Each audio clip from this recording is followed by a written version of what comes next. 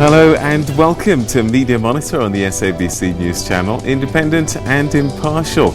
Now this is where we take a look inside the world of media, analysing those trends and issues and the reporting of some of the week's top stories. I'm Peter Ndoro and this is what's coming up on the show today.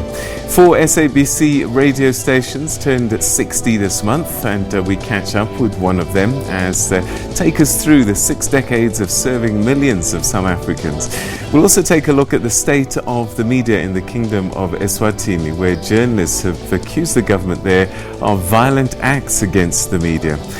For this week's international editor, we're hoping to go to the Central African country, to the DRC, to find out what's making news in that part of the continent. In our News in History feature, we'll take you back to 1995. And this is the story of the first official commemoration of an historic day in our country.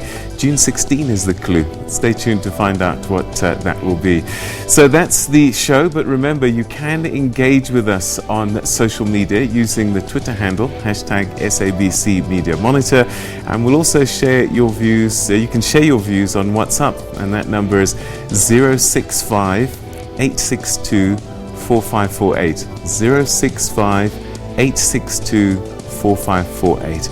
Right, before we get into those highlighted stories on the program though, let's first take a look at what's on the front pages of the Sunday papers this morning. And we start with the Sunday Times that you can see here. And that leads with the tragic story of Pule, who was brutally killed whilst she was 8 months pregnant. The police minister has hinted at an early breakthrough as CCTV footage raises new questions as the father of an unborn child is believed to be one of the last people who saw her alive. The City Press is leading with the story of Tsegofatso again, who's apparently, when she walked out of her boyfriend's housing complex, was not in a good state of mind and told a friend that she wanted to go back home. The friend that she called is now under police protection after receiving threatening phone calls. The Sunday Independent is running with a call by the South African Communist Party that's asking for a new post-COVID-19 economic order in the country with developmental policy interventions that must include agricultural support and a massive infrastructure rollout. The Sunday Tribune is carrying a story of the Premier of KwaZulu-Natal saying that the province will not be going to level 4 or 5, going back there, despite the increase in infections that have been brought about by the recent easing of lockdown regulations.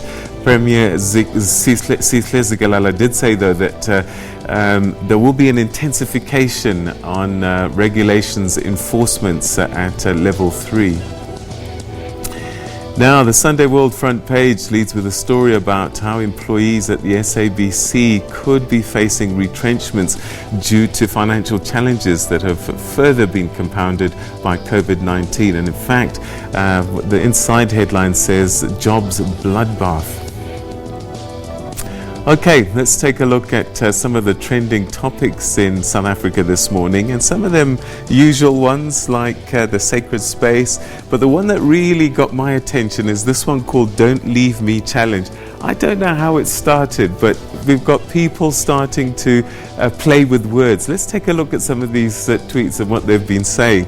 For example, this first one says, if this corn is in your front, does that mean it's confronting you? Okay, you see what they're doing with playing with words. The next one, if you have a shoe and I put it inside my car, can we call it a cashew? Okay. Second one, how do you stop this puppy from making noise? Hush puppy. Get that? Right? And then the other one, you know Mark, he's just bought a book. Mac book. Okay. The other one, if you see this box, I put my X inside it. Do I have an Xbox? And then I slept during the day. I had a dream. We call it daydreaming. Okay. And then this one, so I went up to meet my date. Can I say that we had an update? All right. And then this one, I take this tea, I put it in the safe. Is that safety?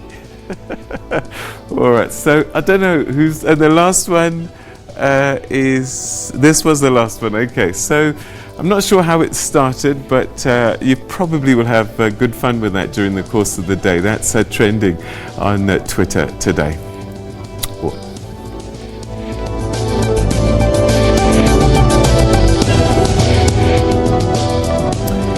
Four SABC stations celebrating 60 years on air this week. We take a look at some of them. Situated in Bloemfontein, the station broadcasts in the Sesotho language and broadcasts 24/7 in all 9 provinces at 88.4 FM, with the greatest penetration being in the Free State and Gauteng. So let's hear what one of Lesedi FM's popular DJs had to say about this. Tosa busa lefatse girl, Yausela Kazang. Now I've been with the station for 20 years. I'm in my 21st year. And this station has been an amazing platform for me. I think station in Senagore, fashionable. And I think that has been my mission ever since Motokala. We are accomplishing just that. Respanal Batukada, Twasa, energy overload. With energy like that, how can it not be a booming success? Well, let's now hear from the station manager of Lesedi FM, Mamunta Mutaung, who joins us now via Skype. Thanks so much indeed for joining us, and welcome to Media Monitor. Hey, good morning, Peter. Happy. Thank you for having me, and good morning to your listener. All right, so happy 60th birthday. I mean, that's a significant milestone. Take us through the journey of Lesedi FM over 60 years. What have been some of the milestones? Was it always called Lesedi FM? Let's start there. Thank you so much, Peter. And yes, indeed, it's a milestone for Lesedi. And remember, before it was Radio Bantu, led by Ndade Thabo Watson, and then we moved to Radio Sesotho, and then from there we had Sesotho Stereo, and then we are now Lesedi FM.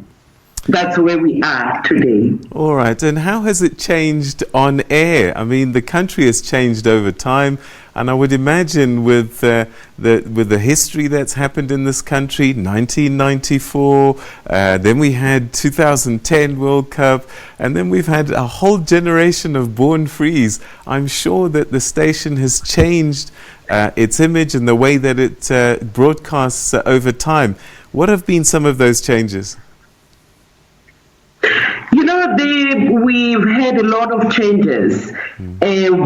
We also had different station managers. Like I indicated, we had Ndate Buhokwekwe, we had, after Ndate Buhokwekwe, we had Ndate Pulapula Mutibi. That's where most of the changes happened. Even with the programs, there were so many changes. We had the morning drive shows changing to, the level of what our listeners are expecting today. And even with the presenters, at the moment, we have very young and very talented influencers, I would say, presenters. And it's so humbling at the moment to realize that we have come very far, a long way. You know, that's why, hence, our theme for the celebration is Rituahole. You know, yeah. So there were so many changes, even technologically. The studios that we used to use, they are different now, even though at the moment we are still lagging behind. But there were so many changes to think. When they presented, they used to be in utilizing one studio, yeah. But currently we use different studios. Technology is different from back then. All right, we'll talk about the technology just now. I'm interested to know, what do the listeners want from you? What is it that they tune in to listen to? What are they looking for every day?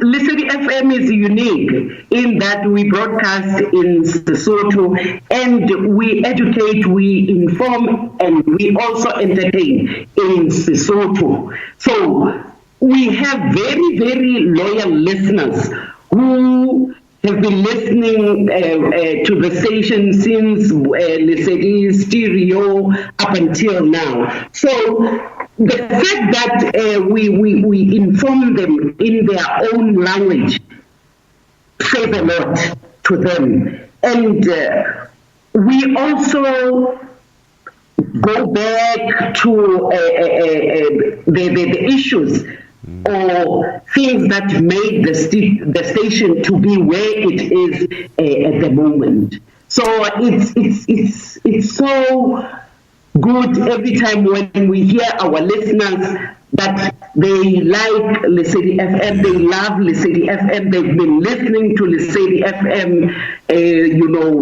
since they've grown up with it, I years. guess. So tell me a little bit about the audience profile. Is it a family radio station that everybody listens to, or is there a certain age group now that you're finding more and more are the Lesedi listeners?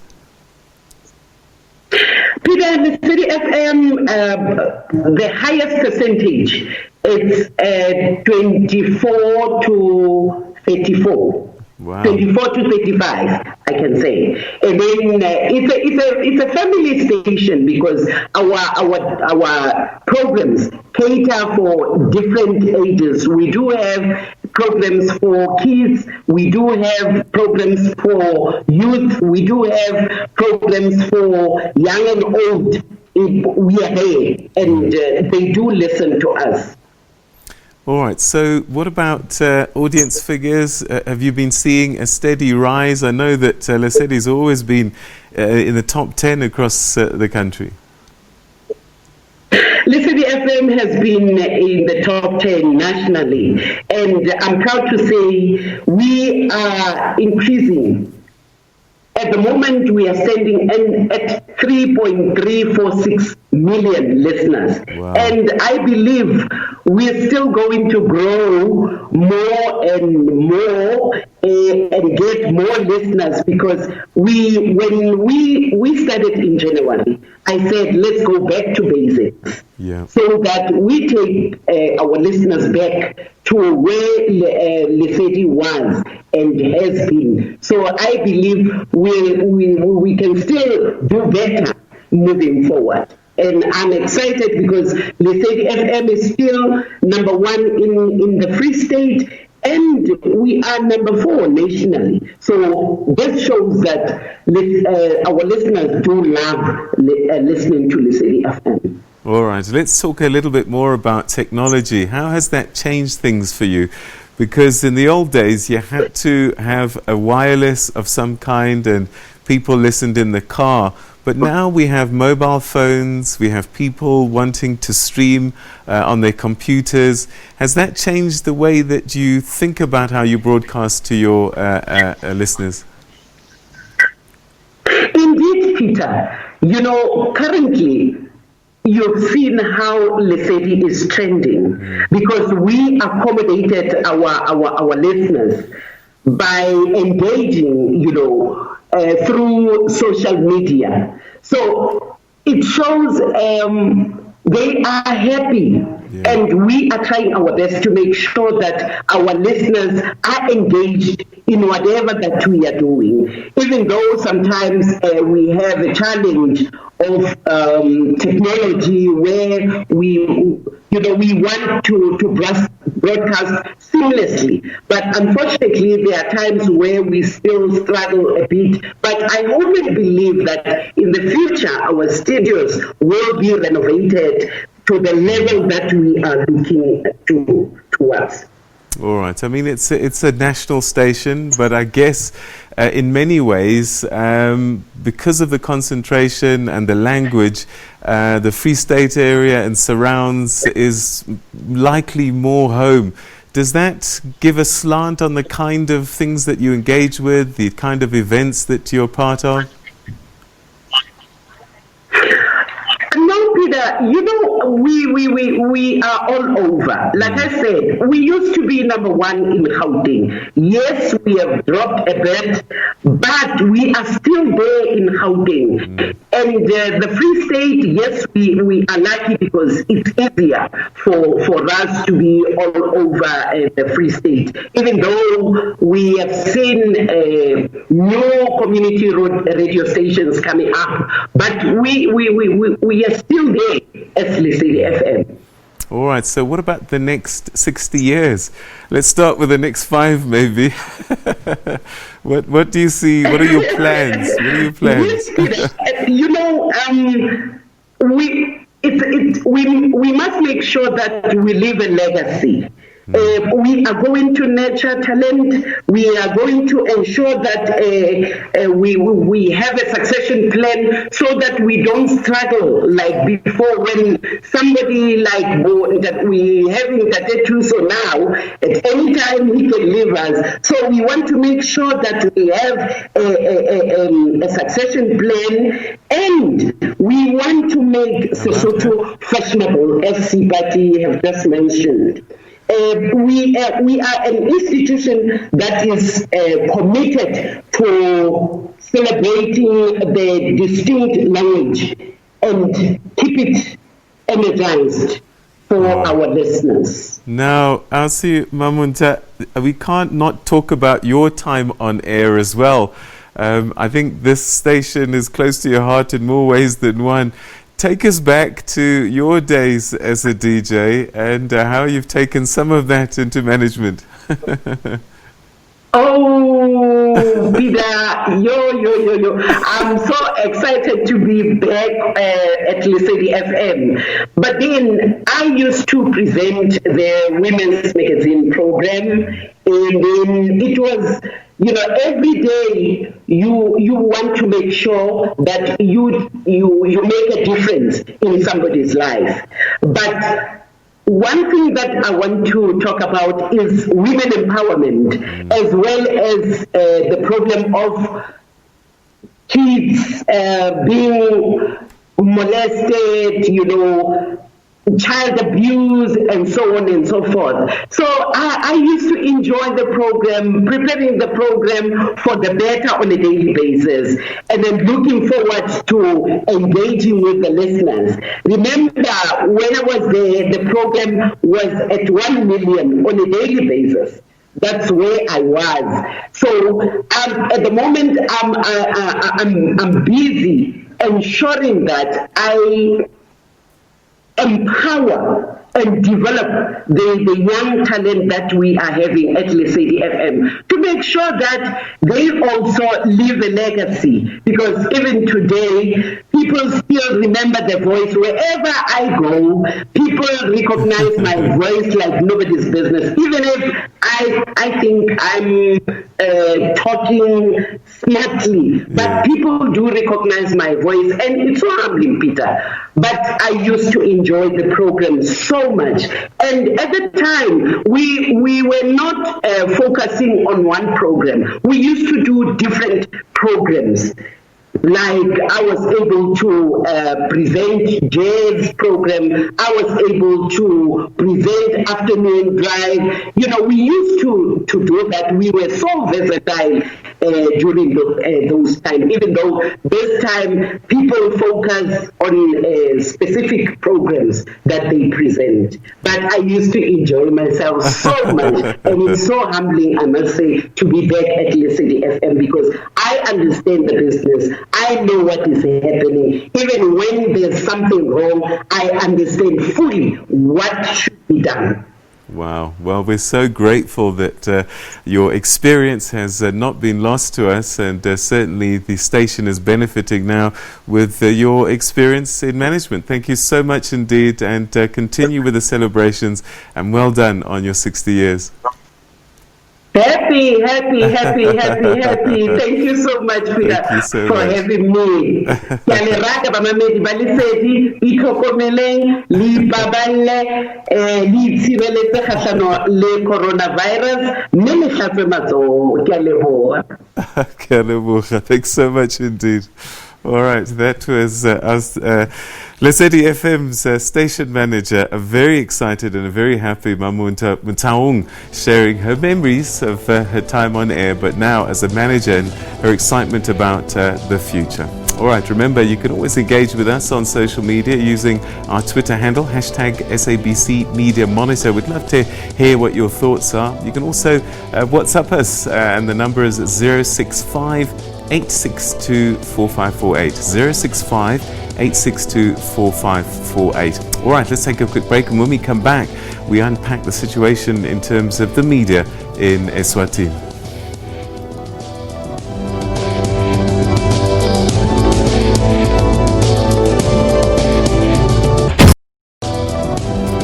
Right, a very warm welcome back. Let's take you now to, we're still going to go to Swaziland, but what we want to do is take you back in history now. We now go back to our news archives, and since it's Youth Month, we are taking you back to the 16th of June 1995, and that's the first official commemoration of Youth Day in South Africa. The historic day was inaugurated in KwaZulu-Natal province by President Nelson Mandela, and this is how the SABC covered that story.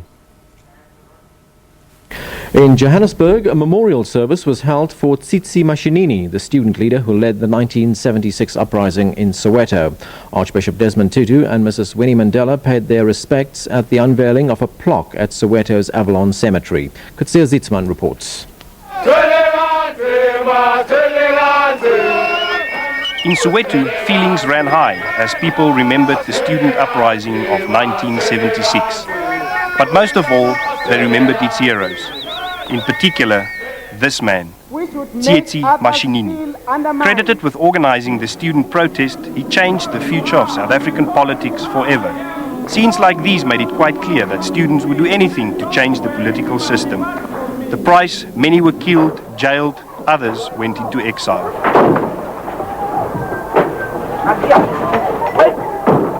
It's that price that mourners came to acknowledge today. And we say to the youth, follow in the footsteps of your predecessors. Tsitsi Mashinini was the first leader of the Soweto Students' Representative Council. He died in exile in 1990. For TV News, Kutsia Zitzman, Johannesburg. Now we go back to the commemoration of the country's first official Youth Day at Eswatini near Ladysmith. The day was inaugurated by President Mandela.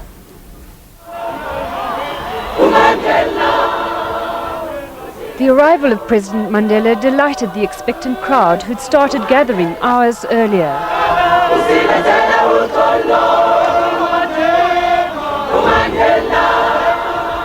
Before getting down to the serious business, the president couldn't resist joining in as the choir sang. Mr. Mandela used the occasion to plead for lasting peace and reconciliation, but not without a stern warning. I wish to assure you that I remain firm in my commitment to stop violence and save lives. Those involved in violence, irrespective of parties from which they claim to come, must know they will face the full might of the law. He urged young people to rededicate themselves to the government's reconstruction and development programs. He also made a special appeal to the people of KwaZulu-Natal to end hostilities. The killing of Zulu by Zulu must stop. The killing of South African by South African must stop. Violence must end. Youth Day celebrations were also held in most of the other regions.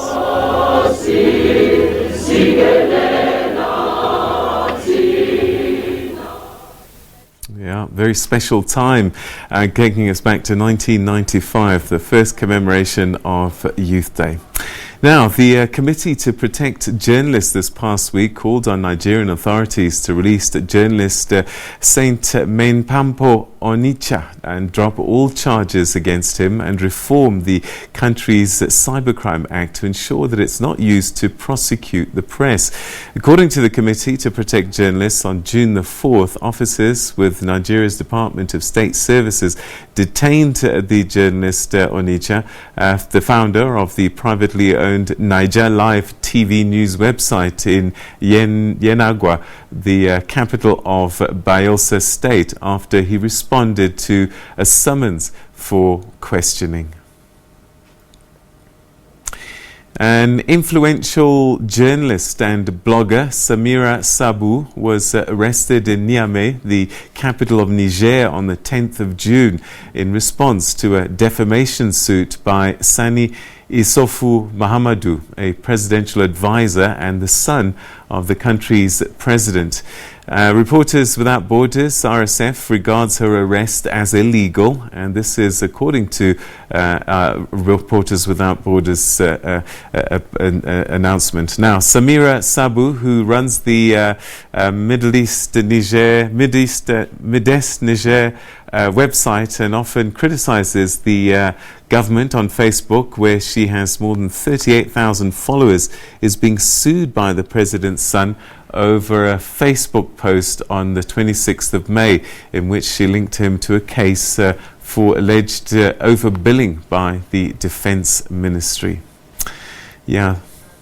So some concerning stories there across the continent, and we continue to monitor these because, as you know, we regard the media as the fourth estate, one of the critical pillars for thriving democracies. All right, stay with us. You're still watching Media Monitor on the SABC News Channel.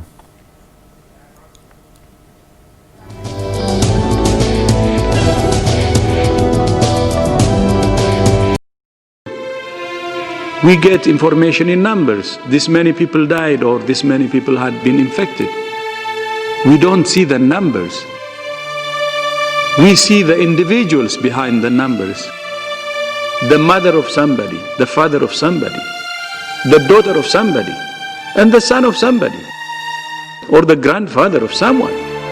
This virus is dangerous. This virus is public enemy number one. If we take this as a common enemy for humanity and give our best, we can win the fight.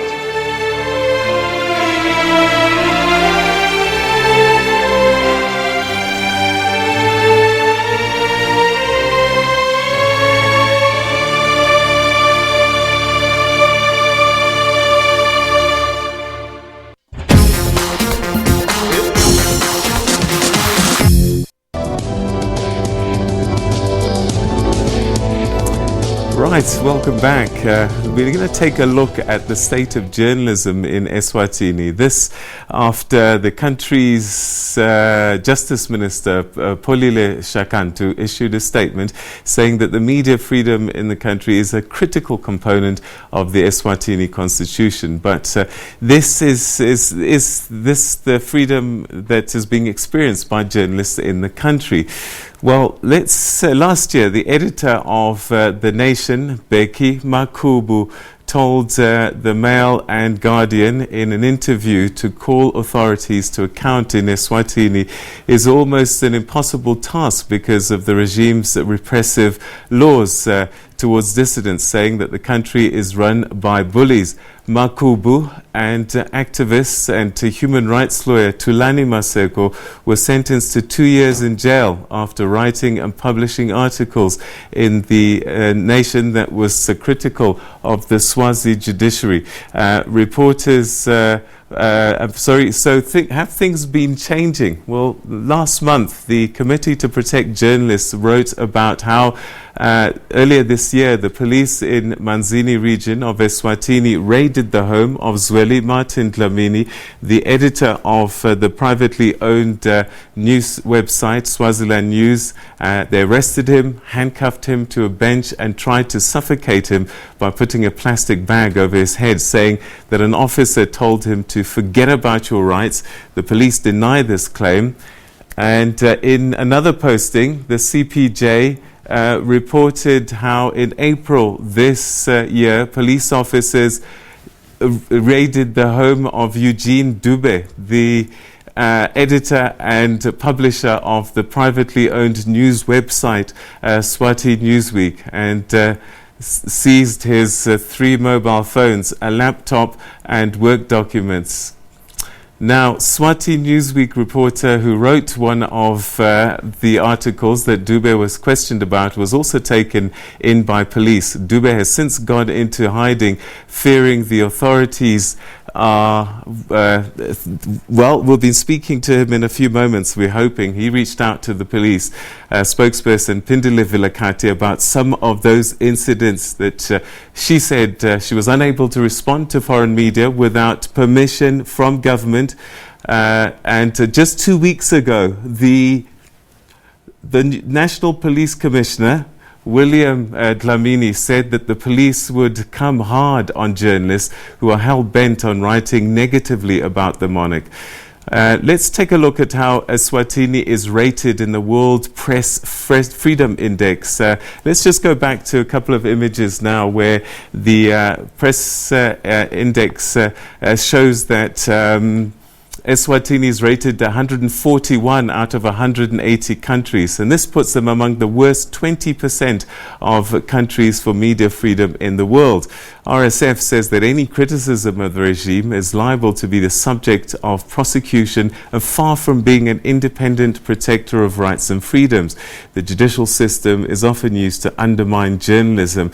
In response to some of these allegations, the Justice Minister, a woman called Polile Shakantu, issued a statement at the end of last month saying that the government is concerned over the media report alleging that a journalist was forced to flee the country for fear of prosecution for criticizing His Majesty King Mswati III.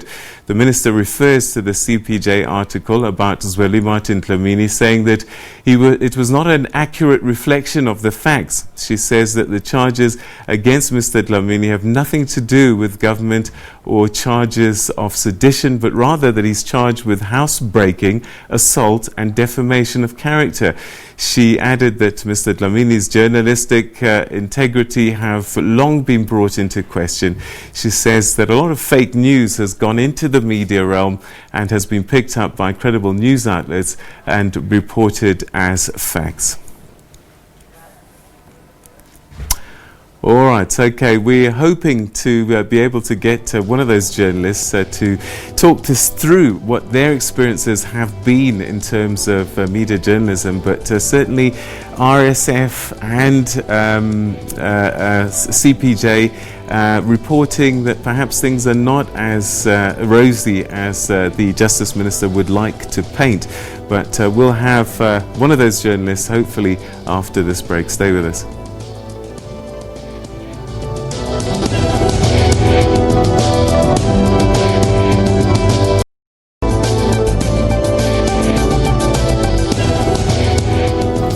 All right, welcome back. Let's try and talk to one of the journalists that was mentioned in the Committee to Protect Journalists reports and get a sense from him just how things have been in terms of reporting from Eswatini. We now have on the line Zweli Martin Dlamini. Zweli, thanks very much indeed for joining us. Welcome to the program. Yes, thank you, Peter. Thank you for having me. All right, Zweli, you were mentioned quite a bit actually by the Justice Minister in her statement of 29 May, and she says that it's not accurate that you are wanted for anything other than assault, for breaking and entering, and you're facing other charges with 9 other people for defamation of character. Apparently you broke into a house, took photographs of a government official and an acting magistrate in their bedroom, and you put these naked pictures on your website. Is that true? Yeah, it's false, Peter. What actually happened is that the regime is actually good in fabricating charges. They tried to fabricate these charges in 2014 and later dropped them. So if you can count the years now, it's 2020. So when I became active in my journalism career, they then tried to reinstate those charges. But what I can tell you, Peter, is that they dropped those charges because they didn't have evidence to substantiate them in court. I was in and out of court on those charges. Nothing happened. I was later told that the charges has been dropped. But after I started writing critical articles about the king, those charges were reinstated, and they were reinstated after I fled the country. They went to my home and served the summons to my wife. I wasn't there.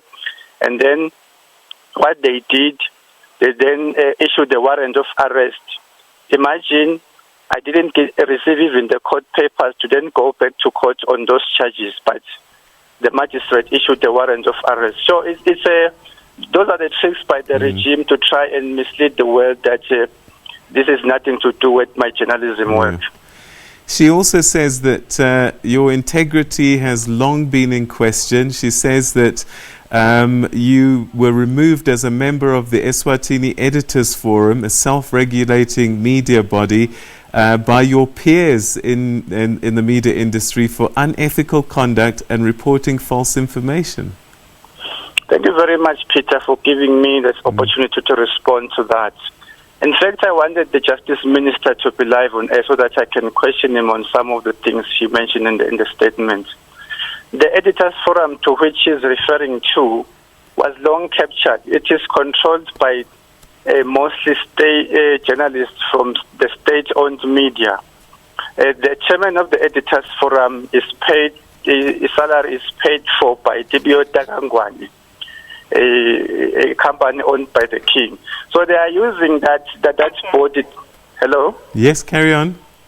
They are using those captured institutions to try and legitimize injustice among journalists. So I'm not surprised by this statement because it is well documented that the Editors Forum was long captured. And to make matters worse, if journalists are persecuted in Eswatini, they kept quiet. That is which substantiated that this institution was long captured. So I will never take serious any statement that indicates that something that has to do with the Editors Forum in Eswatini.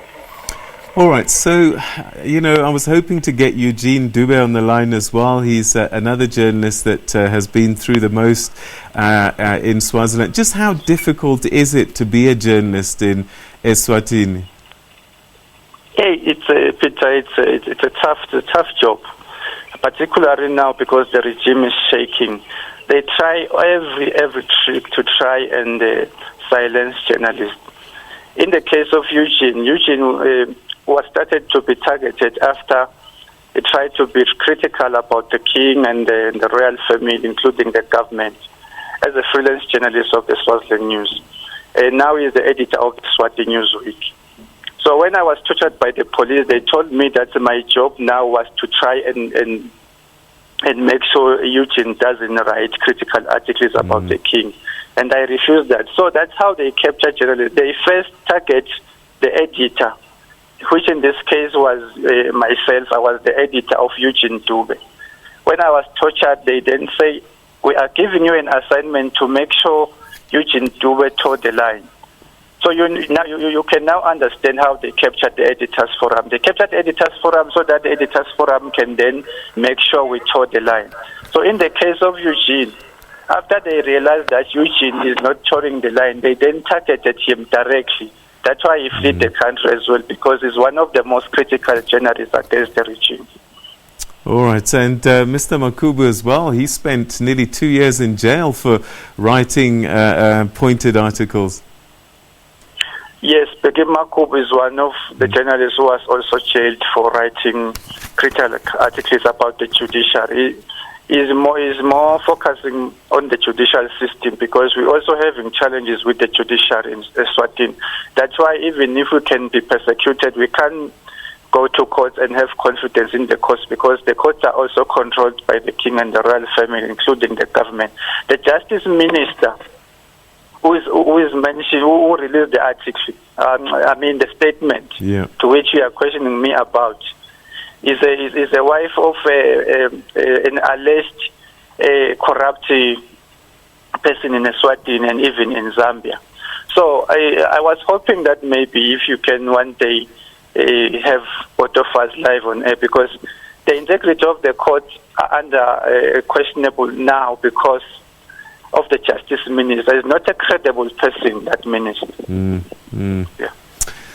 All right, so what would you like to see starting to happen? I mean, are you suggesting if you're not critical of government, if you're not critical of the king, then you're fine as a journalist? Is that the only problem that they have with journalists? I mean, we heard the police commissioner saying that you will be brought to book if you write negatively about the king. Yes, I'm happy, Peter, that came from the National Commission. The National Commissioner mentioned that any journalist who will be critical about the king will be brought to book. So that shows that there is no independence of journalists in Eswatini. You are expected to be a propagandist. You are expected to be a praise singer of the king and the government. If anything happens, you are expected to turn a blind eye. So that's the challenge. Those are the challenges we are facing as journalists in Eswatini. So these statements that came from the people like the Justice Minister, I am not surprised, because they even went to the extent of hiring PR agencies trying to make sure they mislead the world about the plight of journalists in Eswatini. So if they are ready to spend money just to fabricate statements and hire PR agencies outside the country, it means that they have something to hide. That's why you can never have the minister live on air to respond to questions, because he is being assisted to draft this fabricated statement to try and tarnish the reputation of journalists as means of protecting the corrupt regime. All right, Zweli, we're going to have to leave it there. Hopefully we can get the Justice Minister at some point to speak to her statement. But thanks very much indeed for sharing your thoughts with us, and stay safe. All right, that was Zweli Martin Dlamini. And we did reach out to the Justice Minister who wrote this statement, and we were told that we should use her statement and that she didn't need to come on air. And we've been trying to get her on air for about 2 weeks now, but we haven't had any luck. All right, let's take a look at the Sunday newspapers now, and reporting on issues here at home. We're now joined by Piers van Heerden, who's a photographer and journalist at the Bloemfontein Courant. Piers, a very good morning to you. Thanks so much indeed for joining us. Good morning, Peter. Thank you for having me. So now, if there's one thing I learned during the 2010 World Cups, is that during winter, Bloemfontein is really cold. Is it chilly there this morning? It's super cold this morning. We had a rather cold weekend this morning. But yeah, it's very cold. All right, talk to us a little bit about the Courant. What makes this a real community newspaper, and what are you trying to do? Okay, Bloemfontein Courant is a popular community-based newspaper in Bloemfontein with relevant local news and general lifestyle content for the community of the city, as well as the Greater Free State. So at Bloemfontein Courant, we provide readers with positive and constructive content that is in line with our slogan, news you can use. And we are a bilingual newspaper with 50,000 copies each Thursday. And our editorial approach is that we focus on positive, constructive news that is hyperlocal and that contributes to a better and improved and informed or safer society. All right, so you say news that you can use. Typically, what kind of things are those? Well, it's basically a lot of local news, we've very focused on local news, making sure that it's actual news that, news that people want, things that our community love to read about. We do focus on a lot of positive news, seeing that everything that's happening in the world. So from what's happening at your local SPCA to just very local news. How hard has it been to get the paper out during COVID-19? I must say, this is actually, it made things a lot harder for us. Seeing that, we're local, all of the events are cancelled. We do write a lot about a lot of local events that's happening. So getting more content and more stories, it's difficult. And especially going out on the field, you have to try and stay safe, going out where there are big crowds. It's been difficult, but we make things happen. All right. Okay, so that's the Bloemfontein Courant. Let's chat a little bit about the national newspapers, and I believe the Sunday Times grabbed your attention. Why?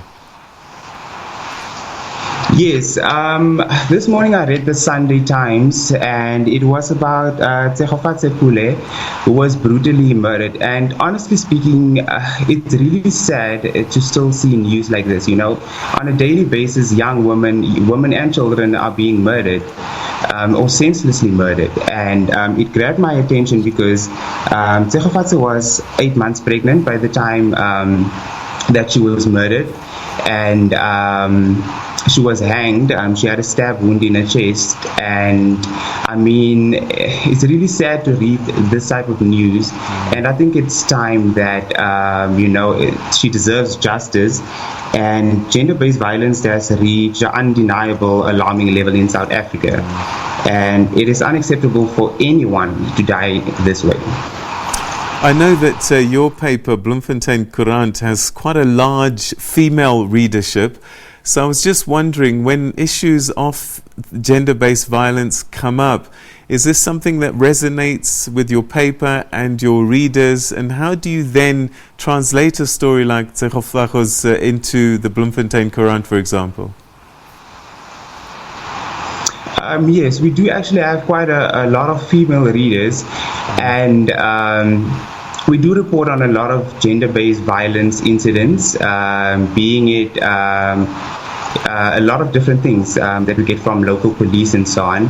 And we always try and focus on, the more, not positive, but to actually follow the story through from what happened to actually following up with the police if a suspect was caught or not, just so that people can see in the end that there is justice and that all of this is not just happening, but police are actually working really hard to catch the people. All right, so the other papers are talking about the lockdown and what should happen next.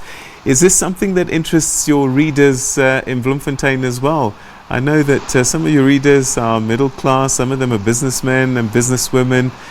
What does COVID-19, the lockdown, mean? Has it changed things? How are you telling that story? Yeah, I know lockdown has changed a lot of things in the city.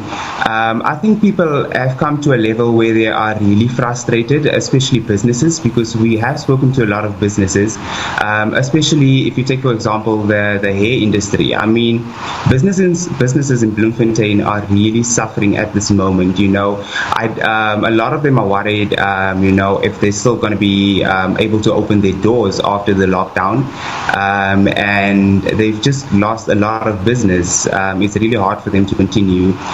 All right. You know what? We're going to have to leave it there simply because we've run out of time. But thank you so much for joining us, and good luck with your local community newspaper, the Bloemfontein Courant, and stay warm. Thank you, Peter. Thanks so much. All right, and that's where we come to the end of this week's edition of Media Monitor. Thanks so much indeed for joining us, and don't forget to stay safe, wash your hands, wear your mask, social distancing, and stay at home as much as you can, and watch Media Monitor. Bye-bye, everyone.